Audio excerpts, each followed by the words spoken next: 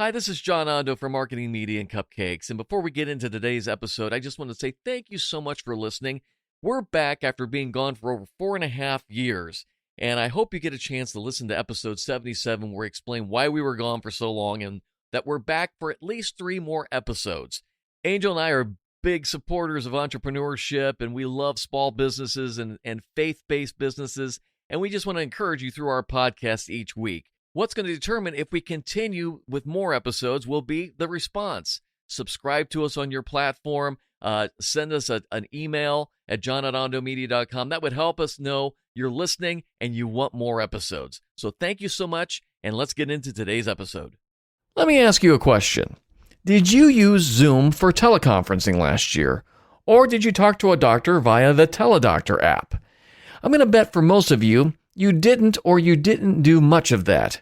There's a whole new world of businesses out there and ways to market it. Today, our guest is Mike Healy. He's an entrepreneur, a business coach, and a podcast host. He's going to share with us his take on where the market is going and opportunities that you may have that you never thought were happening. Stay tuned. You're going to like this one. This is the small business podcast that is sweeter than all the rest.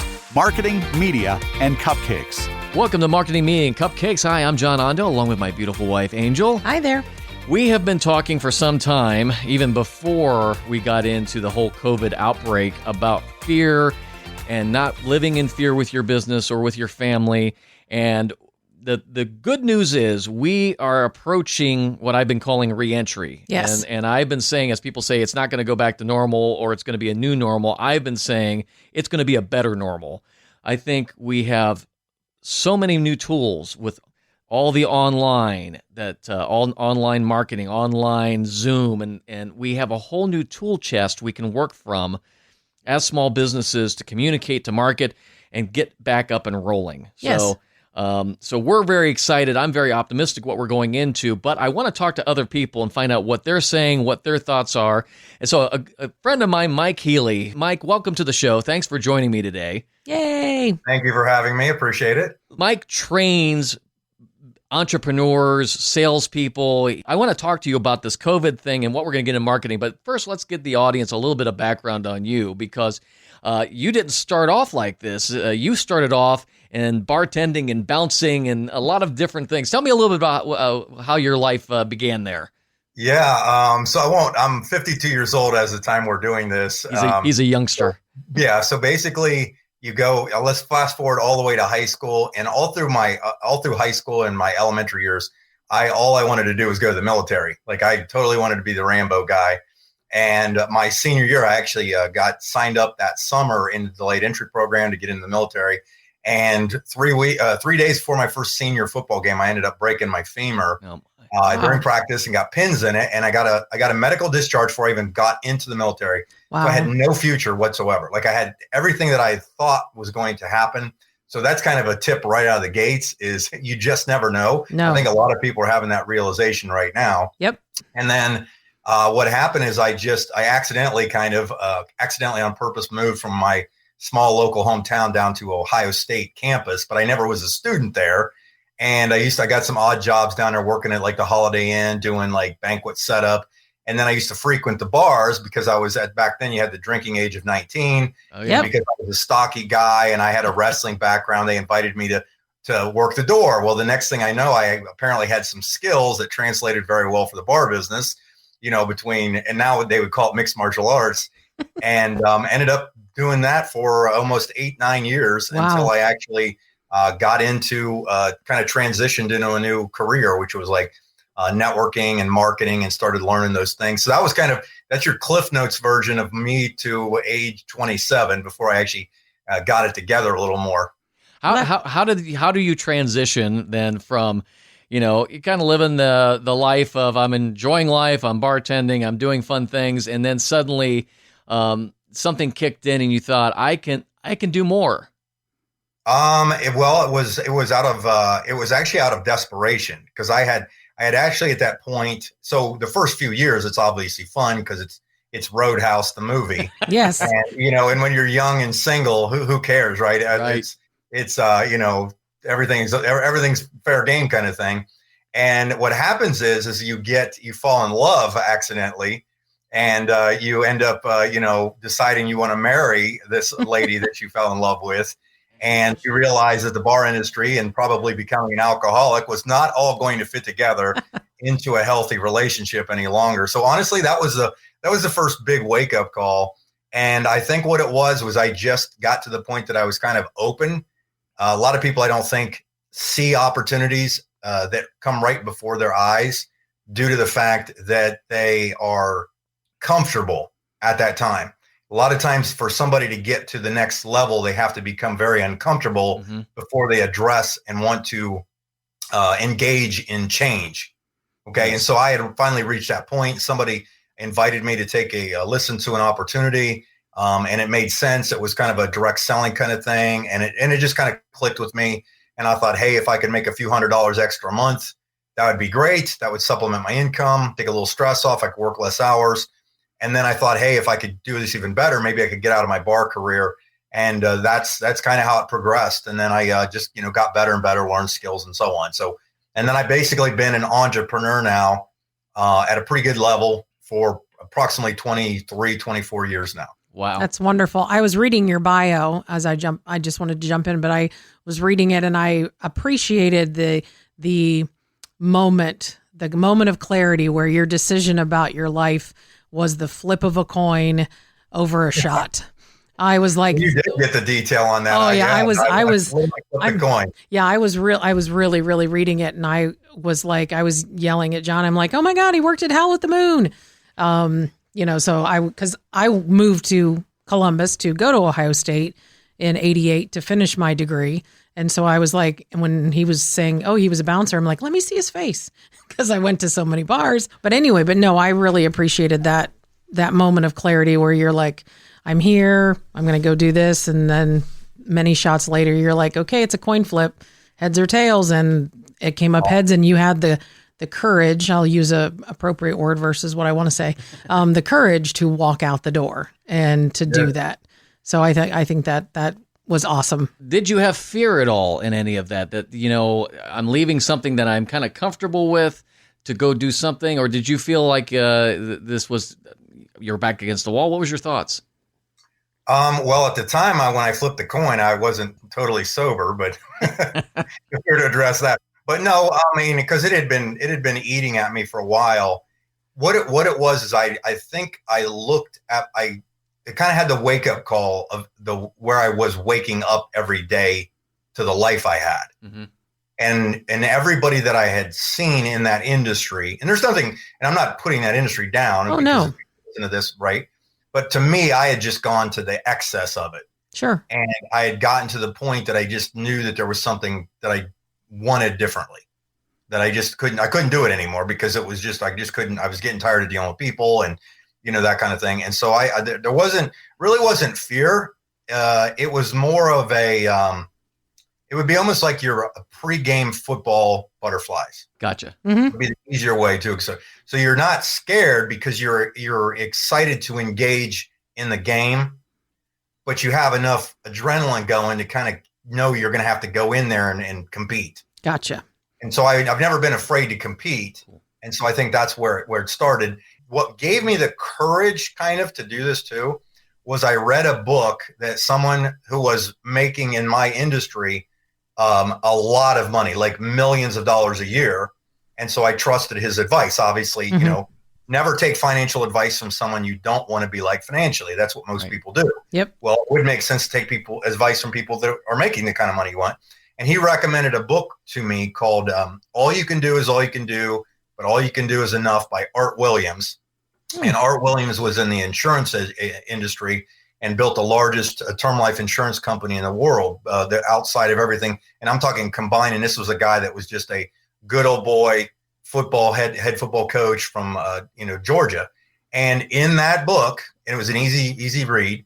In the book, there was a story about burning your bridges, and basically it was the military story that the people were. The one army was running out of clothing, they ran out of food, they were and the general basically said, here we're at the shore. If we don't defeat these people and we cross that river, they potentially could come in and kill all our family, that kind of thing, or we could burn these bridges and fight them right now.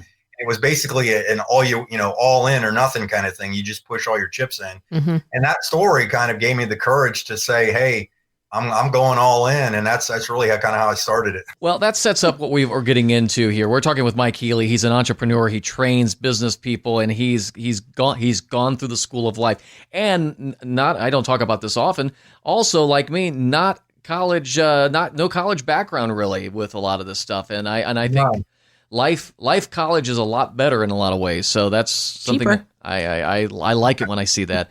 So, a lot of people right now, Mike, are dealing with the fact that their businesses have been closed down, restaurants have been closed down, everything they worked for, they went out, they went all in like we all have with our small businesses. And now some of them are facing possible disaster. We're kind of at that fork in the road. Do I reopen and go back to the way things were? Or do I need to adapt and change? So as you're dealing with business people and with your own business, what are some of the things you're thinking of now and that you would advise other small businesses to think about before they put the open sign back on their door? Okay, that's a long, loaded question. Yes, it is. So I'll be right over here. Okay, so save me if I go rabbit trailing too far. No, I want to hear it. Well, first off, I think I've tried to be, and I know that occasionally it can get hard, to be a glass half full kind of guy. Mm-hmm. That you can look at things, and I think it has to do with how I had to transition mentally over these years of reading the biographies and the stories of the most successful people out there, and most of them started with nothing. Yeah. So the encouraging thing is people can start over. People also can start. A lot of people don't understand that, right? Like if somebody, a lot of people look at, I lost my job. Oh no, what do I do? And they go into panic mode, right? And they just spin around like a top. Right.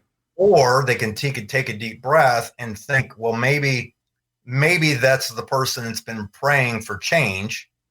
But because they were comfortable this entire time, they were never going to go take that move. They were going to die in the same boat that they'd been in, sailing around endlessly in the ocean for years. Whereas sometimes I believe, God in his wisdom shuts doors to the point or kicks you out of the boat. It says, no, that's great. The door's over there, start swimming. So anyhow, so let's get down to some marketing stuff, I guess you could say. So most of the businesses, I think what's happening too is this big awareness of how business can be done remotely. Mm-hmm. So I've been doing like video, I've done for years. I have a pretty good sized YouTube channel. I've got thousands and thousands of subscribers. I've got 2 or 3 podcasts. I've set up 3 or 4 podcasts for companies. We do Zoom presentations, Facebook Live presentations, and all of these new communication outlets is an unprecedented time of technology that we live in, that we can get so much done so much quicker and so much more efficiently and build what we call, we can build content out there. Mm-hmm. So, let's take an example of a restaurant, right? Let's just use that because I think you brought that up. With a restaurant, I think the thing that I would do is I would obviously figure out ways. There are plenty of restaurants that are actually prospering, that are doing more business right now than they've ever done. And the reason they have is because they've thought more creatively than the guy that probably spun like a top. Right. And it is what it is. But I would figure out ways to communicate with my audience online. Like one of the, why don't restaurant owners put forth a Facebook Live to their, because most of them have Facebook pages, right? Mm-hmm. That they're not using. They might post something and now that nothing's going on, they don't know what to do. Why not do a Facebook Live on there and let your people know that you still exist and what you're doing and what specials you have, and that content lives forever and people can share that. And you can turn right around and run ads to that. You can use that as content that you can put it out there. You can keyword it, put it on YouTube and say, like, if I'm here in Columbus, Ohio, if I open a restaurant, I would say, Mike's Pizza Place, right there, Mike's Pizza Place, Columbus, Ohio, this week's special, and there's the title of my YouTube video. you know, and it'll get found in YouTube searches and stuff like that. I was going to say on this, Mike, this whole thing goes back to something I've said for years now as I get older, because we're all kind of the same age, is never say never on certain things. Like I remember when people were talking about, oh, the post office is going to go out of business. They're going to do delivery 2 days a week. And then along came Amazon, and now they run mail on Sundays. And I know even myself, I said, 3 or 4 years ago, Facebook Live, it's dead. Nobody's using it. And now I've got friends that are doing concerts, that are doing Patreon and raising money.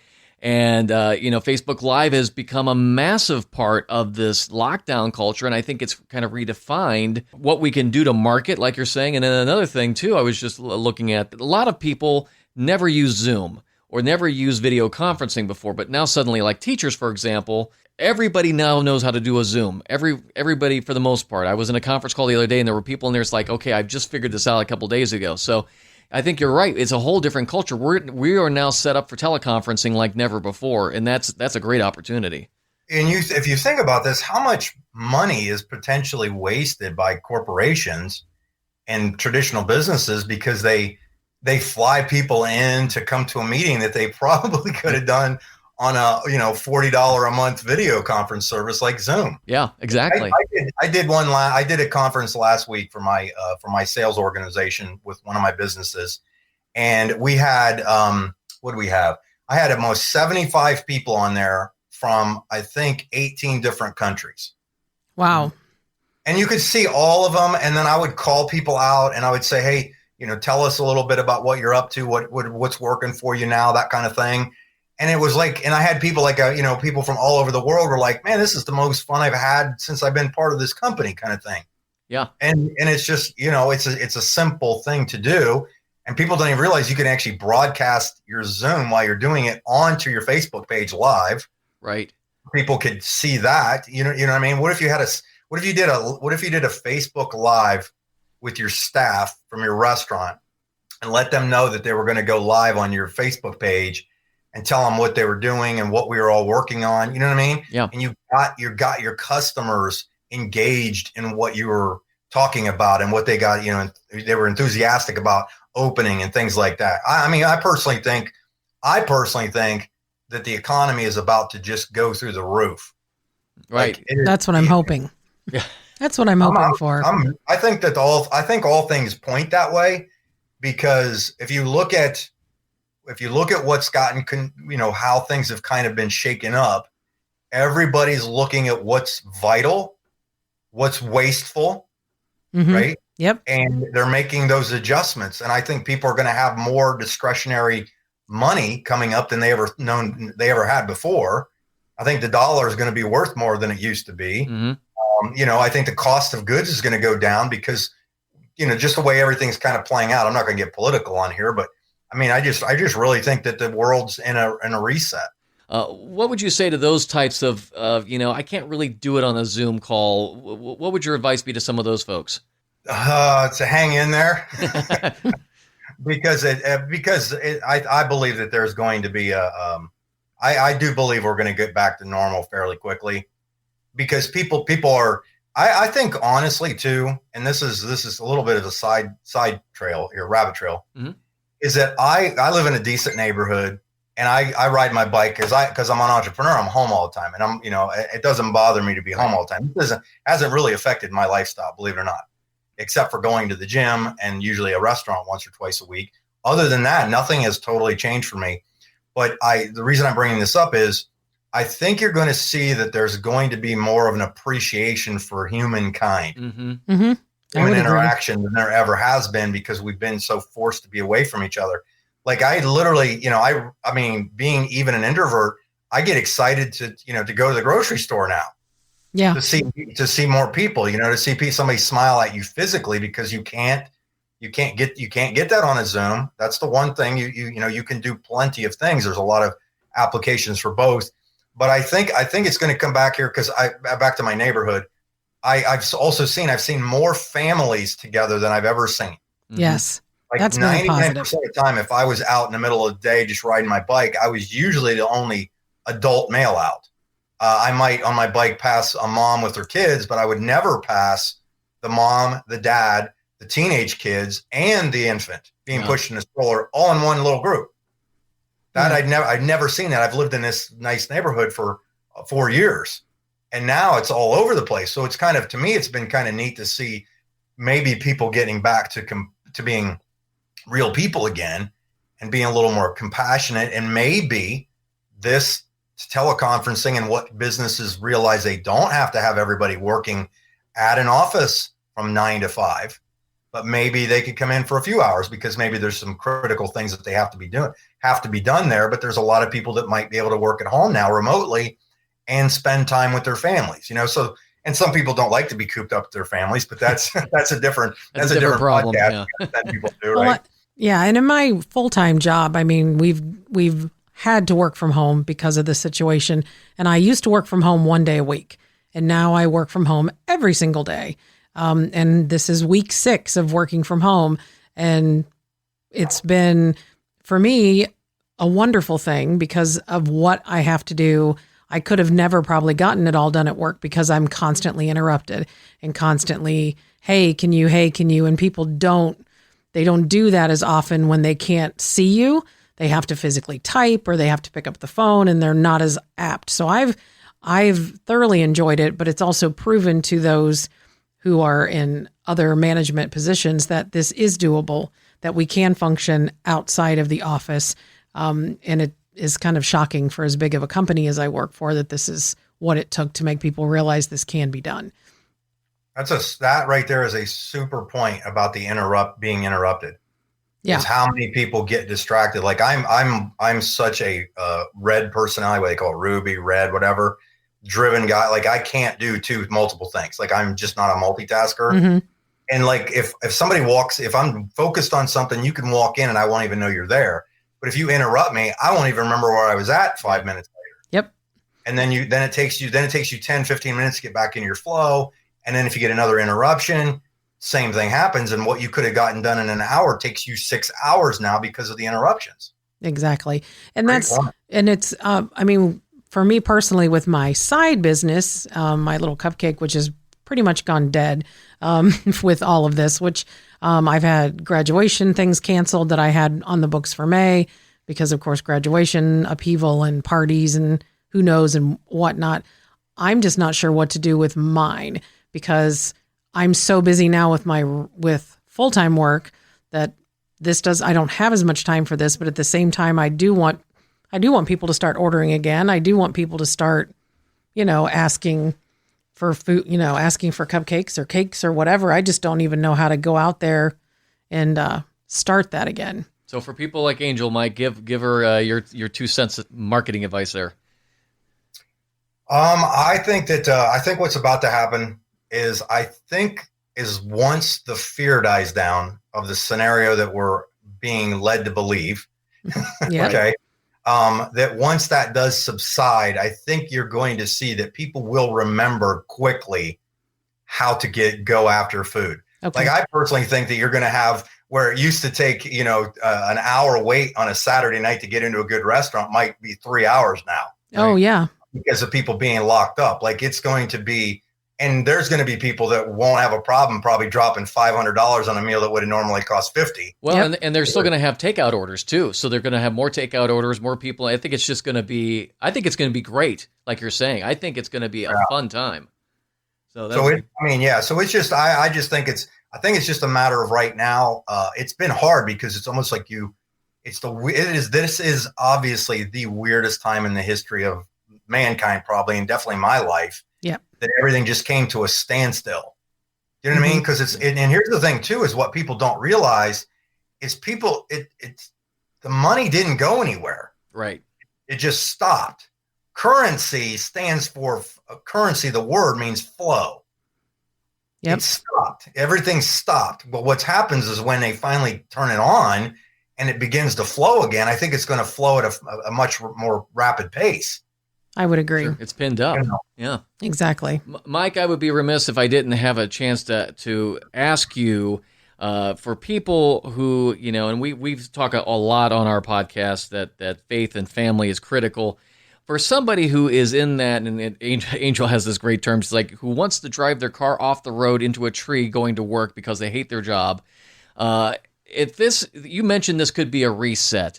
And we talk about that everybody's life has a purpose and a design to do something. What would you say to someone right now who's thinking, I don't know if it's better for me to collect an unemployment check or go back to that place I used to work. Maybe I should start a business. Maybe I should start something I like. What would you say to them because you've done it? I would. That's a great question.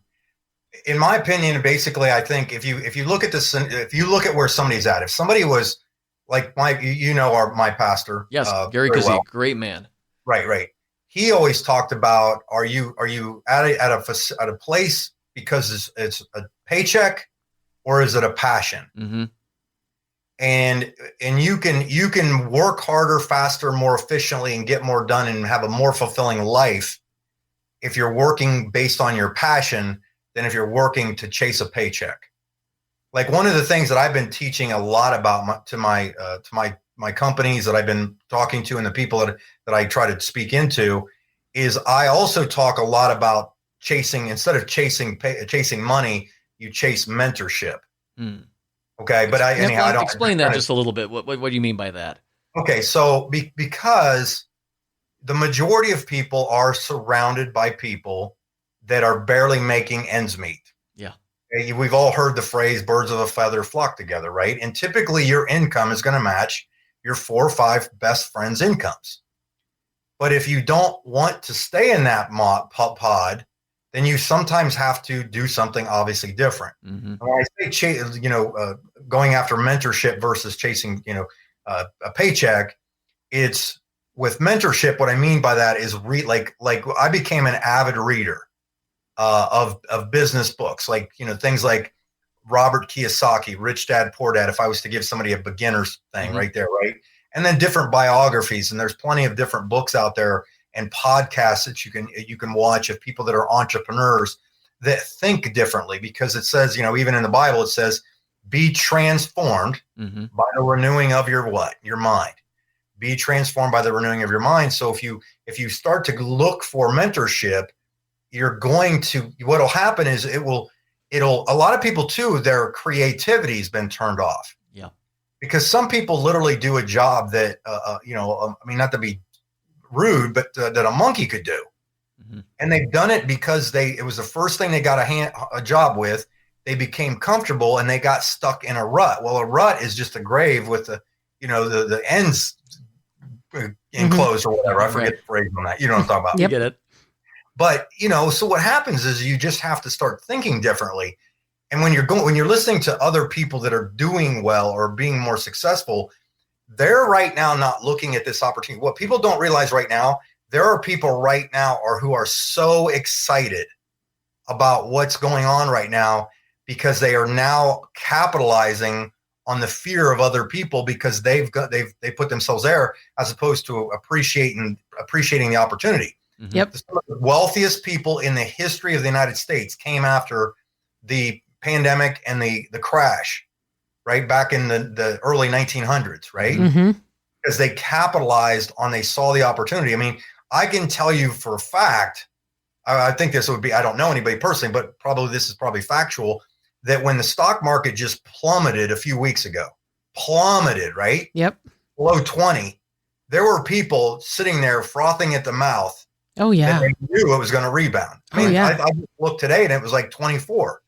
I mean, if you dumped a lot of money in there when it was low and it just spiked, you literally could have been a multi-millionaire in a few hours. Yeah.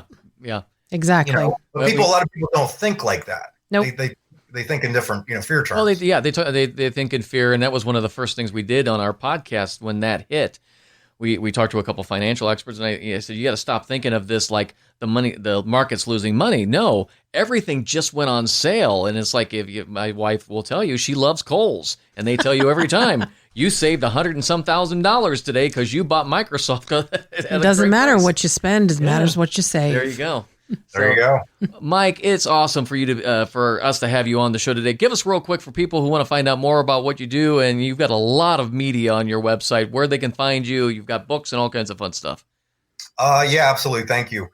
First off, I appreciate the opportunity to be on here. Thank you for inviting me on here. It's been fun. I always, especially with people that are not in my normal space, that can ask me different questions because I see different perspectives, and it's been a good compliment to, thank you for this stuff. And I got to get a copy of this so I can put it on my own podcast, by the way. We can do that. So I'll take your podcast and throw it on mine. Welcome to do it. Yeah. But basically somebody, if they wanted to, they could go to, you can really just look me up. It's just Mike Healy, Healy. You can find me, like my YouTube channel is really popular. Mike Healy Training is my website, things like that. And you can obviously find me on Facebook under Mike Healy. And I do a lot of marketing and stuff like that. I put good tips out for people, different things like that. And that's one of my passion is to do trainings. That's where I kind of shine, is I have the ability to take a lot of things that seem to be complicated and make them simple so people can understand them. And I've used that, through the videos and things like that. It worked out really well. We'll have all that information in the show notes. And Mike, I would love to have you back on. Maybe we can talk about when we get things open back up here and talk about some more marketing and fun things along that line too. But I appreciate you giving it. We just love encouraging people in this time. And if you've not subscribed to the podcast, please subscribe. We want to encourage small businesses, entrepreneurs, family to live the dream. That's what we have been saying all along. And when we started this podcast last June, we didn't know this was coming, but I'm awfully glad we're here. And we've got, people like Mike and Terry and Nay and everybody else we've had on that have been here to encourage, because if you're like a lot of us, we're tired of hearing the crap on the news. I don't watch it anymore. There's good stuff going on, and there's opportunities for your business and opportunities for your family, because God didn't put you here to run into a brick wall. No. So that's what we're going to say here. So thanks for joining us. We'll see you next time. Keep living the dream. Connect with John and Angel via Facebook and Instagram and let us know your thoughts. Marketing, Media, and Cupcakes is a production of Ondo Media.